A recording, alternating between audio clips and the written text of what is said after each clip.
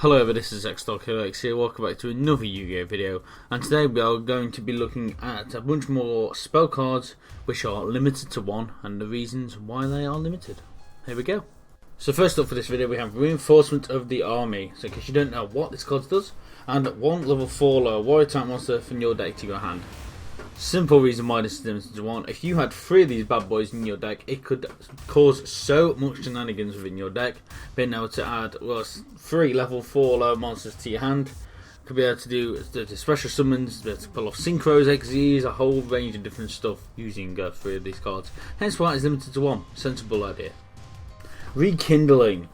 So in case you don't know what this is, special summon from your graveyard as many fire monsters as possible with 200 defense, but banish them during the end phase.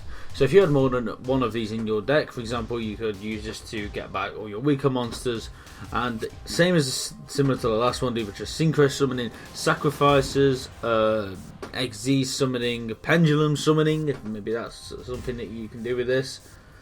So many possibilities, hence why it's limited to one. So you can only do it once. Royal Tribute. If you control Necro Valley, both players discard any monsters in their hands. This is a ridiculously powerful card, in my personal opinion. Because if you're playing a deck which uses Necro Valley, of course you can use this.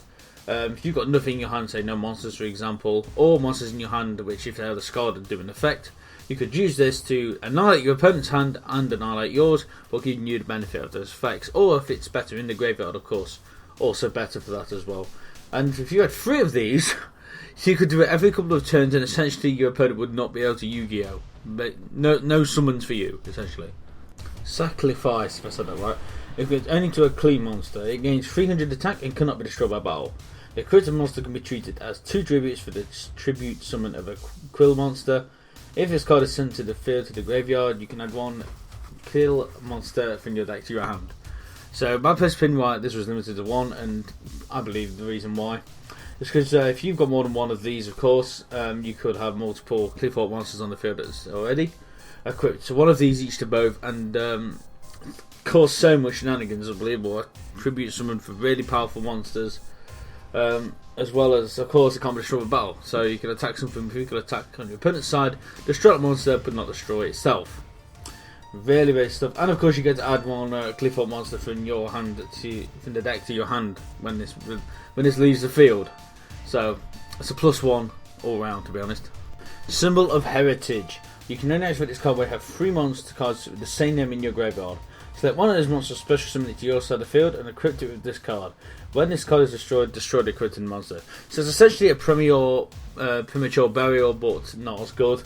And personally, I don't think this still deserves to be limited to 1, but I'm sure there's a reason that it is.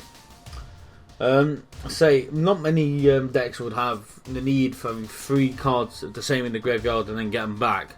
So, in my personal opinion, it's not a very meta card at the time. But I say there probably is some amazing combo you can do this card, which I personally don't know about. So, in my first opinion, I don't think it should be limited to 1. But again, there probably is a reason why. Soul Charge. Everyone knows why this card is limited to 1. Target any number of monsters in your graveyard, special summon them, and if you do, you lose 1,000 points for each monster special summoned by this effect. You cannot conduct your battle phase the turn you activate this card.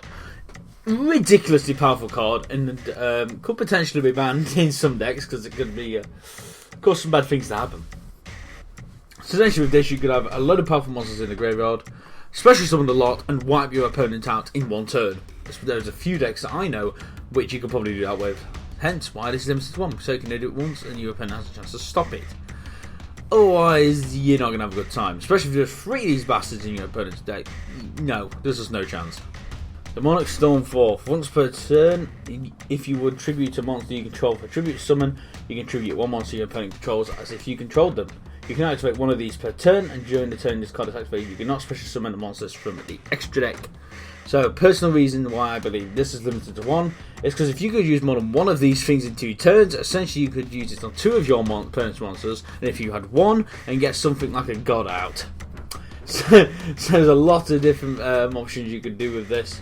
Of course, with the Monarchs deck, they all have high level monsters, so it is useful to be able to get rid of your opponent's monsters as well. Hence why this is limited to 1, because you could just annihilate your opponent's board and annihilate them in 1 turn.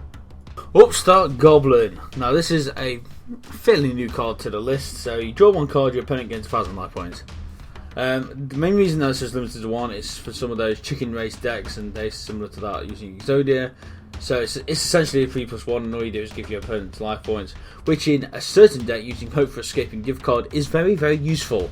Hence why this is limited to one, otherwise that deck could be overpowered. It is slightly, still. Okay, so that's it for this video. So if you enjoyed, don't forget to punch the like button, leave a comment down below, of course subscribe if you're new to the channel. Also most, follow me on Twitter, link down below as always. So last video to say, thank you so much for watching. I've been X-Dark, so see you in the next Yu-Gi-Oh video.